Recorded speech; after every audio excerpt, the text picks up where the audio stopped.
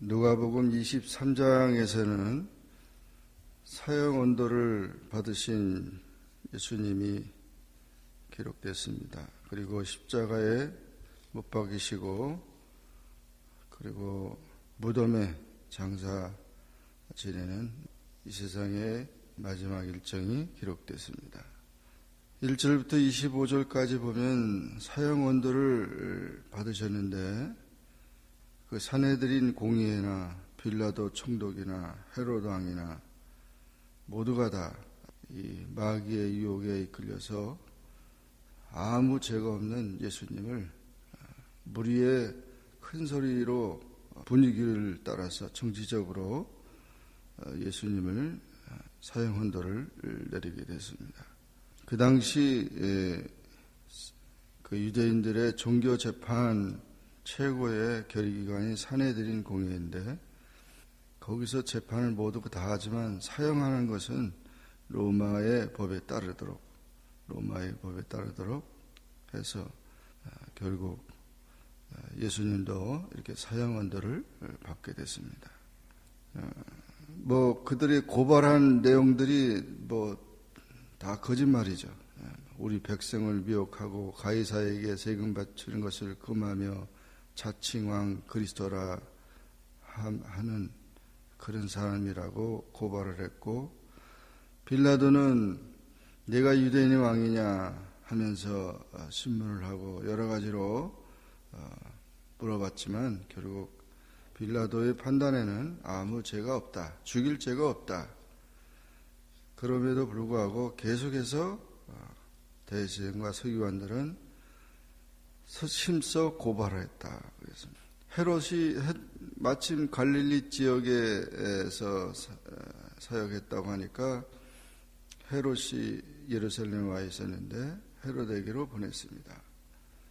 그래서 헤롯이 예수가 왔다는 걸 보고 기뻐해서 만나보고 싶어 했는데 여러 가지 질문하니까 아무 대답도 안 하시고, 또 그렇게 기적을 행하는 예수님이니까 기적을 좀 보여달라고 해도 아무 응답이 없어서 헤롯은 이거 좀 이상한 사람이네 하면서 결국 희롱하고 채찍질하고 빛난 옷을 입혀서 그렇게 빌라도에게 다시 돌려보내게 됐습니다.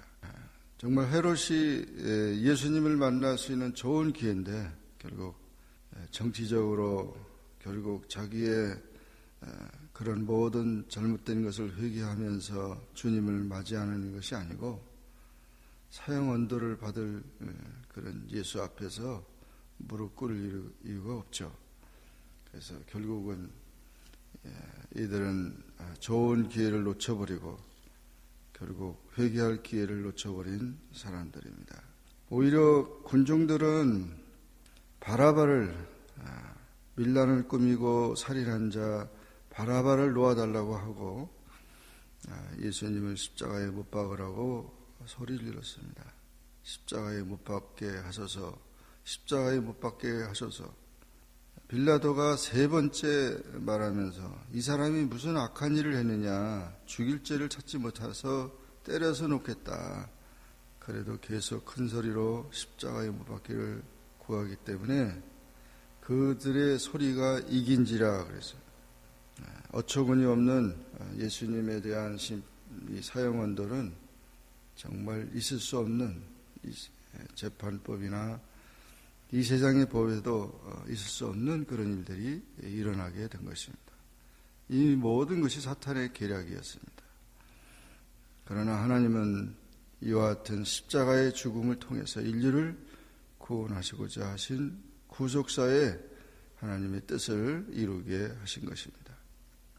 이제 십자가의 사형의 언도를 받고 그 십자가형은 로마 시민들은 해당이 없고 노예나 외국 사람들에게 사형에 해당하는 그런 법이 로마 십자가형입니다.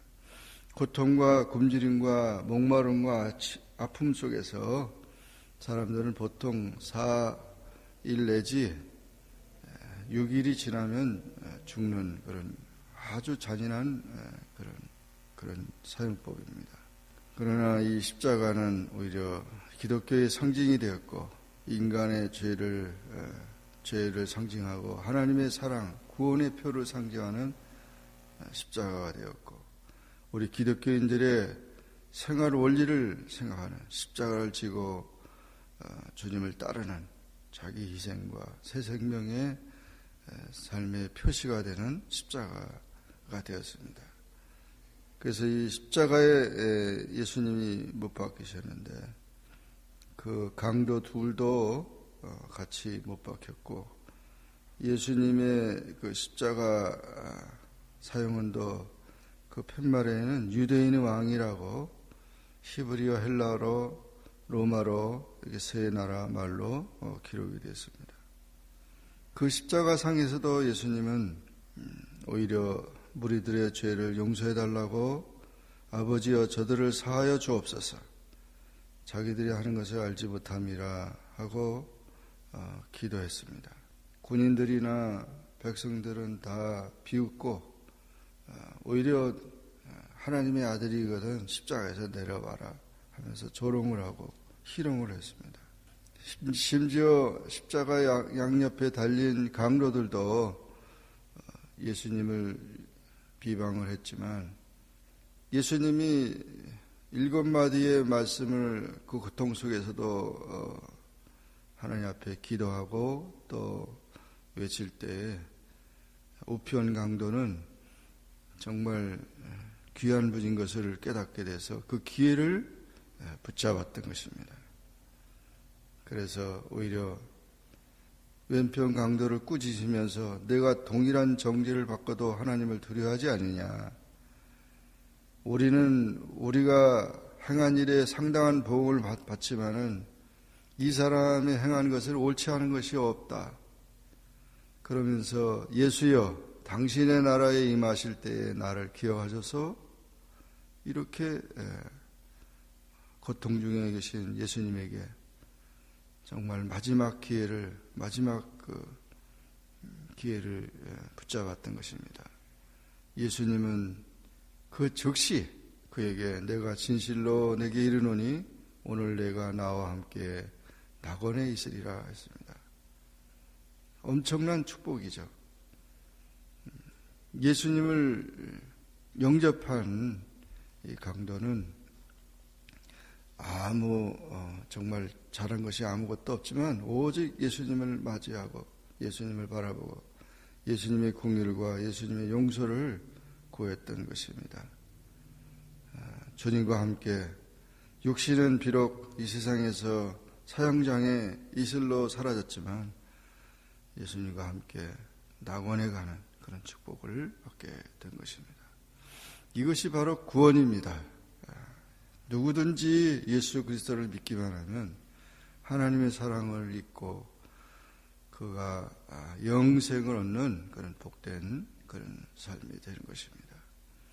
예수님의 십자가에서 운명하시면서 어둠이 3시간 동안 지배를 했고 또 성소의 휘장이 찢어지며 여러 가지 그런 현상들이 일어나게 됐습니다. 백부장이 하나님 앞에 영광을 돌리며 이 사람이 정녕 의인이었다. 구경하던 모리들도 다 가슴을 치고 돌아가면서 정말 귀한 아까운 분이라고 말했습니다. 예수를 아는 자들과 갈릴리로부터 따라온 여자들도 다 이를 봤다고 했습니다. 정말 예수님의 그 십자가는 모든 그 십자가를 통해서 모든 구속을 다 이루신 것입니다. 50절 이하의 마지막 부분에는 이렇게 십자가에 돌아가신 예수님을 용감하게 시체를 달라고 하면서 장사를 지낸 사람이 있습니다. 공회의원으로 선하고 의로운 요셉이라는 사람이었습니다. 나이 많아 자기의 무덤을 준비해 놓았던 그 새 무덤에다가 예수님을 정성껏 모시게 된 겁니다. 그는 숨은 제자였습니다. 하나님의 나라를 기다리는 자였습니다. 정말 충성된 용기 있는 신앙이었습니다. 정말 어처구니 없이 예수님이 이렇게 이 세상에서 정말 아깝게 사라지는 것을 보면서 끝까지 주님을 섬겼던 사람이 요셉입니다. 제자들은 다 도망가고 아무도 이 상황에 대해서 어떻게 할 수 없는데 오히려 무덤에 장사 지내는 이런 신앙이 숨은 제자가 있었던 것을 보게 됩니다. 이와 같이 누가복음 23장의 말씀을 통해서 우리는 주님이 이 세상에 오신 목적과 또 그 십자가의 모든 이 사건을 통해서 하나님의 놀라운 섭리를 깨닫게 됩니다. 이 십자가가 얼마나 우리에게 개인적으로 또는 가정이나 사회적으로 국가적으로 인류적으로 중요한 예수님의 십자가 이 사실을 깊이 깨닫고 이 의미 속에서 참된 주님의 크신 은총과 그 은혜가 넘치기를 주의 이름으로 축원합니다. 기도하겠습니다. 주님 감사합니다. 오늘도 기도하게 하시며 주의 은혜 가운데 설계 하시니 감사합니다. 예수님의 십자가를 바라보면서 정말 엄청난 끔찍한 잔인한 그런 모든 사건들, 모든 이해할 수 없는 일들이 일어났지만 인간적으로 볼 때는 처절하고 비참했지만 하나님의 놀라운 섭리와 약속과 능력이 있음을 믿습니다. 사도 바울은 이 십자가가 구원의 능력이라고 했습니다. 정말 십자가를 사랑하고 그 십자가 정신을 가지고 우리가 가정과 교회와 사회와 이 모든 삶 속에서 이 십자가를 전하고 십자가의 삶을 살 수 있는 주님의 충성된 제자들이 다 되게 하여 주옵소서. 예수님의 이름으로 기도하옵나이다. 아멘. 하늘에 계신 우리 아버지여, 이름이 거룩히 여김을 받으시오며 나라에 임하옵시며 뜻이 하늘에서 이룬 것 같이 땅에서도 이루어지이다. 오늘날 우리에게 일용할 양식을 주옵시고 우리가 우리에게 죄진 자를 사하여 준 것 같이 우리 죄를 사하여 주옵시고 우리를 시험에 들게 하지 마옵시며 다만 악에서 구하옵소서. 대개 나라와 권세와 영광이 아버지께 영원히 쌓옵나이다. 아멘.